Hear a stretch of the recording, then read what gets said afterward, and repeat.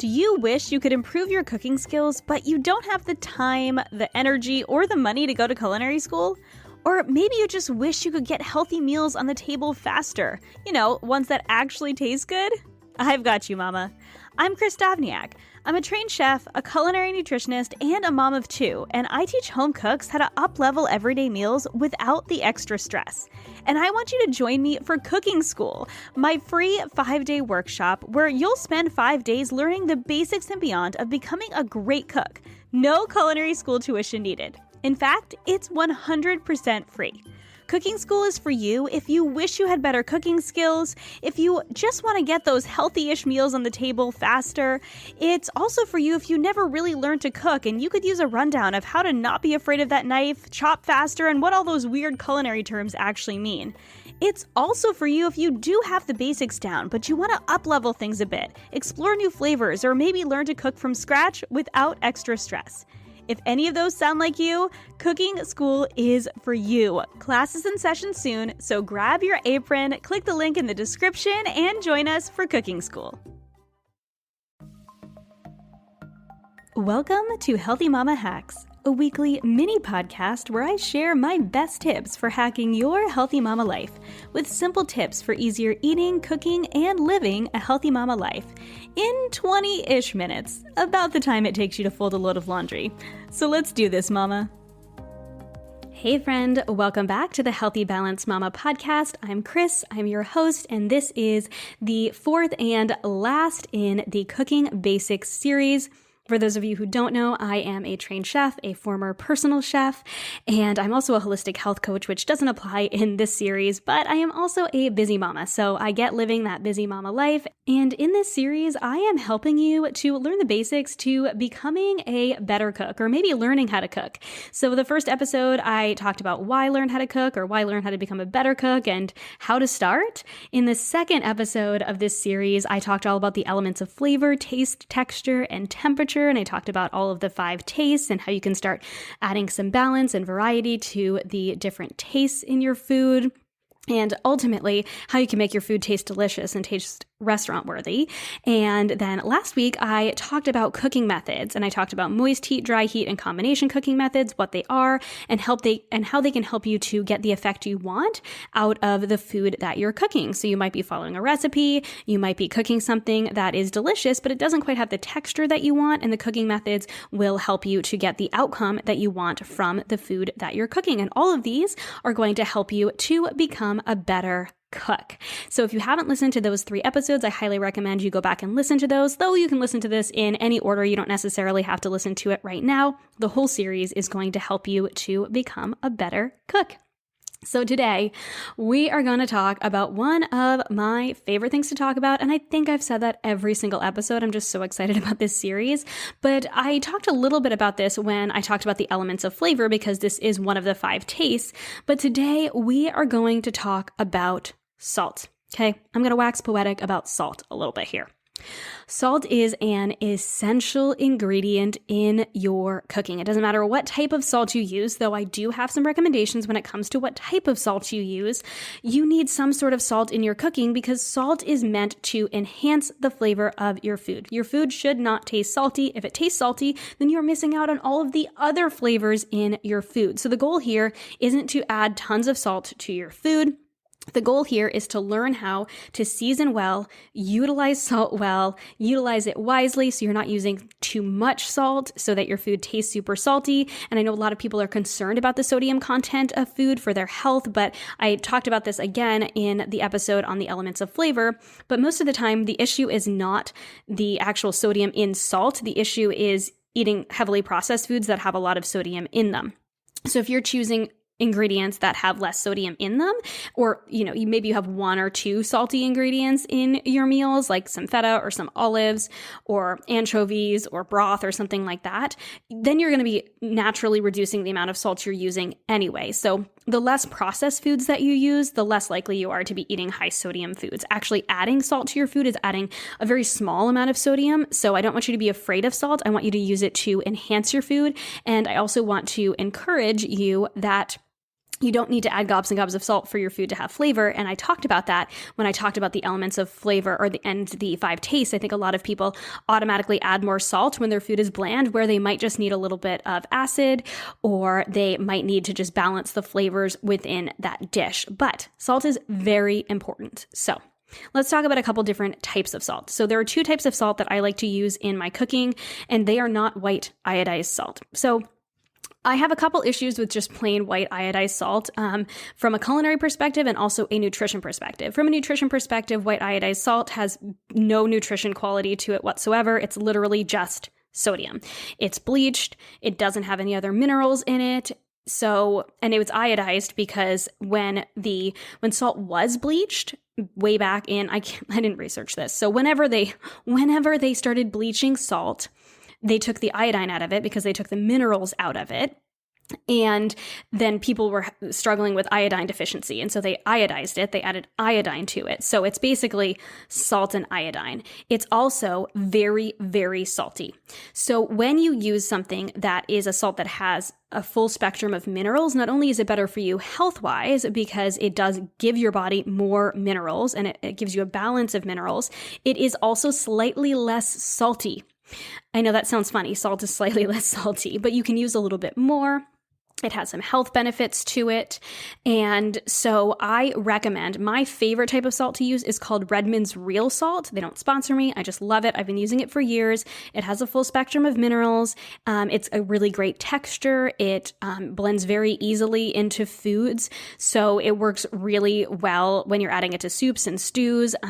It acts very similarly to iodized salt. Now, if you are using iodized salt, you're probably going to want to use less of it than is recommended in recipes that recommend using sea salt, because like I mentioned, sea salt or real salt or Himalayan salt, which is rock salt, they have that full spectrum of minerals, so they're going to taste a little bit less salty. So my first choice is Redmond Real Salt. I love it. I use it often. I've turned my mom onto it. Basically every person that I teach a cooking class to knows I love Redmond Real Salt. My second choice is just like a sea salt or a Himalayan salt.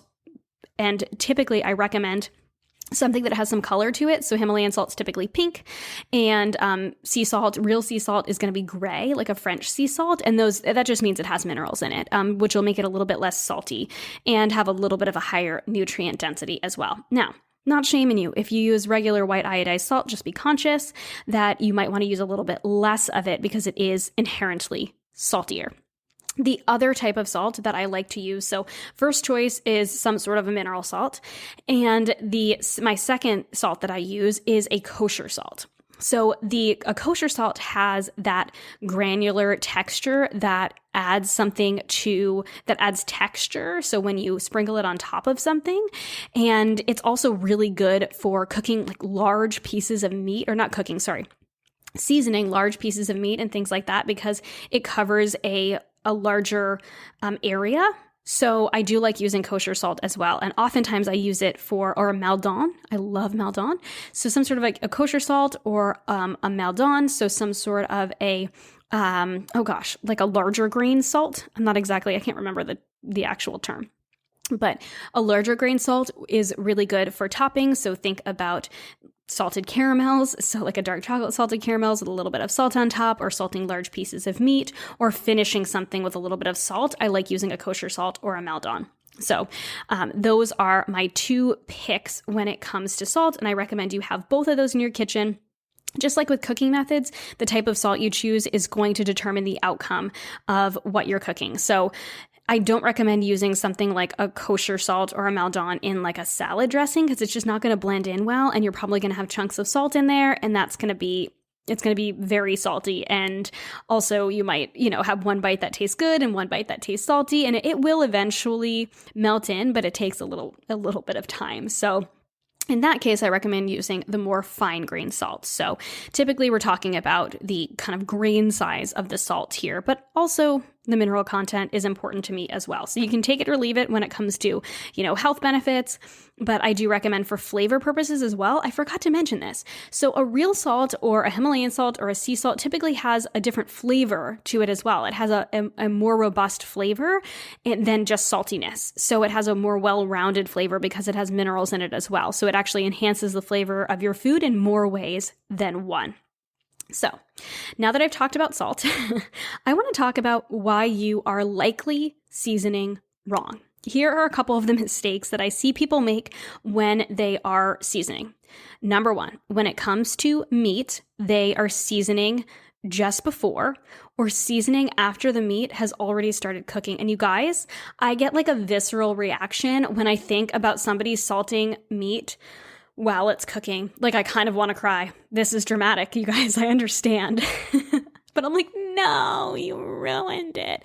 It needs time. Okay, salt needs time to season the meat, especially larger pieces of meat. It needs time to soak into the meat. So you want to season your meat ahead, like way ahead. Like if you are planning on cooking, if you go to the farmer's market and get a nice piece of meat, then I want you to come home, I want you to pat it dry, I want you to season it, and I want you to put it back in the fridge until later. If you don't have that sort of time, that's okay. Like that, I'm talking hours before. Same thing with a chicken. You can cover a whole chicken in salt. Don't worry, you'll wipe it off after, but brine it in salt, okay, the day before, roasting it, and then, wipe off a little bit of the extra the next day. Oh my gosh, game changer. Game changer, so good. So you want to salt ahead. So if you are going to pull your meat out of the fridge, which you should, to bring it to room temperature before you cook it, salt it then. If you can't salt it even further ahead of time, salt it then, salt it before cooking, and season it well. Okay. The second thing that I see people make the mistake of when it's cooking is not salting as they go. So you want to salt your meat ahead of time. For vegetables, it depends on the cooking method you're using, but you're typically going to want to salt those ahead of time as well. So when it comes to either, if you're blanching vegetables, you want to heavily salt the water. No, it's not going to make your vegetables super salty. Same thing with your pasta. When you salt the pasta water, your pasta doesn't taste salty because there's a ton of salt in the water, but there's also a ton of water, and you're not cooking it in there for very long. If you were to cook something in a salt bath, then yes, that is, if you're brining it in salt, that is, or you're coating it in salt and letting it sit, it's going to be saltier. But if you're just cooking something for 7 to 10 minutes for, if you're talking about pasta or vegetables for 2 to 3 minutes, you need a ton of salt because you want it to be seasoned, but it's not going to be in that liquid for a long time. So you actually want to add more salt so it's seasoned. You're not going to be making your food super salty because unless you're drinking that water afterwards, you're not consuming a ton of that salt. So I want you to salt as you go. So I want you to start salting either before or as you are cooking. So oftentimes I will add the vegetables to the pan and add a sprinkle of salt to them and then toss it.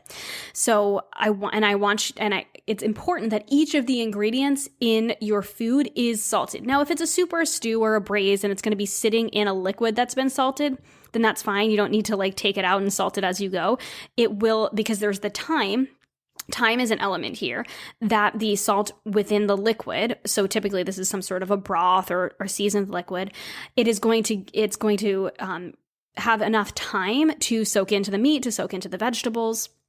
So that's fine. But if you're just sauteing something up or you want to make sure that you're seasoning as you go and tasting as you go. This is a huge mistake. I see people dump in a bunch of salt in the beginning, which is better than dumping it in at the end. But if you're dumping it in at the beginning and you're not tasting as you go, if that sauce reduces, then it's going to be super, super salty, and then you're going to have to try and adjust. So a little bit at a time, okay? Salt as you go, a little bit at a time. A little bit goes a long way. So that's the second mistake I see is not salting as you go. And the other thing I wanted to mention is you want to salt a little bit often until it tastes good. And season to taste, by the way, season to taste means season to taste well to you. So if it tastes good to you, then that's great. But remember, if the liquid is going to reduce, you don't want to put too much in right away. Taste as you go will help you to adjust the amount of salt and the amount of liquid so that it tastes good the whole time through, like when you're actually serving the dish, rather than it tastes good halfway through and then the liquid reduced and now it's too salty. You also do not want to add your salt or any of your dry seasonings at the end. They need time to meld in the dish. If your dishes constantly taste bland and it's because you're adding the salt at the end, that is why. There is no time for that salt to season the ingredients in that dish. So salt as you go, do not salt at the end. This is a rule, okay? It's a rule. Season as you go. I'm acting overly serious, but I'm also not joking. So season as you go. Don't season at the end. Your food will taste bland. Or worse, it'll taste salty because the first bite you'll get is the broth that you seasoned, but all of the ingredients in your soup are going to taste bland. That is the worst. You want the different ingredients in your meal to each be seasoned, not heavily, but lightly enough so that they each have flavor. Because remember, salt enhances flavor. So the first mistake is not seasoning meat ahead of time. The second mistake is not seasoning as you go. And I mean, this ties into the third mistake. The third mistake that most people make is over-salting. And so that is why you want to season as you go. And also, really important, recognize if there are other salty ingredients within your dish.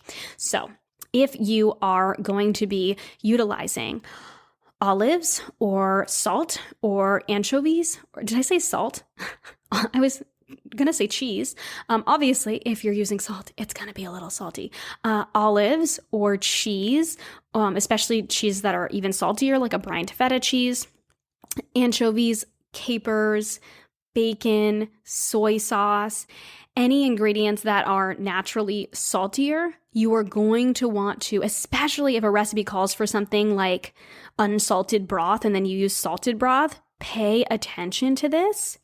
You're gonna want to add less salt. And this is why salting as you go and seasoning as you go, tasting as you go. So seasoning as you go and tasting as you go is really, really important because it can make a difference between a overly salted dish and an undersalted dish and a dish that tastes really darn delicious. So just pay attention to the salt content of the ingredients that you are using. You might want to reduce the amount of salt. A little goes a long way, so use a little bit as you go, and you can always add more, but you don't want to be overly salting it because, yes, you can counteract a little bit of salt, a little bit of sour, or a little bit of sweet, but it's a little bit harder to do that. So you can add salt, but you can't take it away. So remember that. Another mistake that I already mentioned, but mistake number 4 is not salting your pasta water. Guys, this is going to make such a difference in the flavor of your pasta dish, and here is why.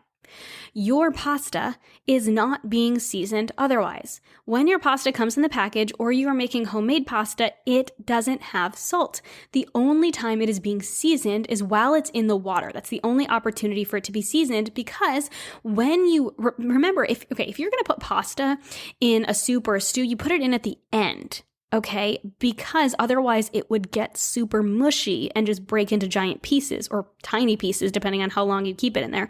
You add it in cooked at the end. So you're not adding it in with enough time for it to actually get the flavors of the dish. And the same thing with any sort of sauces you're going to use. Yes, the tomato sauce or the cream sauce or whatever you're going to use on your pasta, even if it's oil and butter, yes, that does have that's definitely going to have flavor to it. I hope that you're seasoning that really well. But it's also important that the pasta itself, yes, it will be coated in the sauce, but not every single part of every single bite is going to be coated in the sauce. You don't want the sauce to taste good, and then once you get to the pasta part, it's kind of like meh. So when you season your pasta, that's the only time it's going to be seasoned. So seasoning your pasta well with the cooking water, draining it. You might even want to save a little bit of the cooking water to use in the sauce. That'll add a little bit of flavor and also starch, which helps to thicken sauces, by the way. So make sure you season your pasta water. And last but not least, the last mistake I see people make, and I already kind of mentioned this in the beginning, but I was just getting so excited talking about salt, is not using salt at all. You do not need to be afraid of salt. Even when it comes to sodium, you can use less salt, but the biggest deal when it comes to too much sodium in dishes is processed foods that have a lot of sodium in them.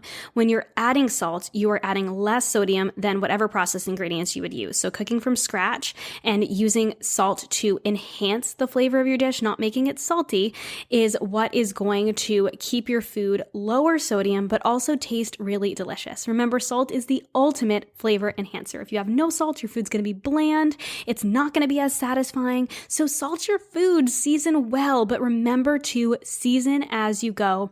Taste as you go. A little bit goes a long way. Be conscious of the other ingredients that you're using, especially ones that might be inherently salty on their own, because you might want to add a little bit less salt. Remember, the goal is not that your food is salty, it's that your food is flavorful. So I hope this was helpful. I hope this series was helpful. I wax poetic about salt often in my cooking classes. So if you haven't yet joined one of those, I would love to have you in one of them. You can always ask me questions in any of my cooking classes, or if you have questions, I would love for you to send me a DM over on Instagram. The link to that will be in my bio. And don't forget to download the episode guide for show notes, special charts like last week and the week before. I shared about the different elements of flavor and I talked about cooking methods, and there are cheat sheets for those. And then some recipe links that are associated with this episode as well. Those are just going to kind of be your little guide to the episode. If you haven't been taking notes, or you don't want to take notes and you want somebody to take the notes for you, that's what the episode guides are for. So be sure to download that. And if you haven't yet checked out my other podcast, the Healthy Balanced Mama podcast, click the link in the show notes if you are interested in interviews, Q&As, and solo musings on living a healthy, balanced life. This was so fun to record this series for you. I hope you loved it. I hope to see you in a cooking class in the future. I will catch you next week. Happy cooking.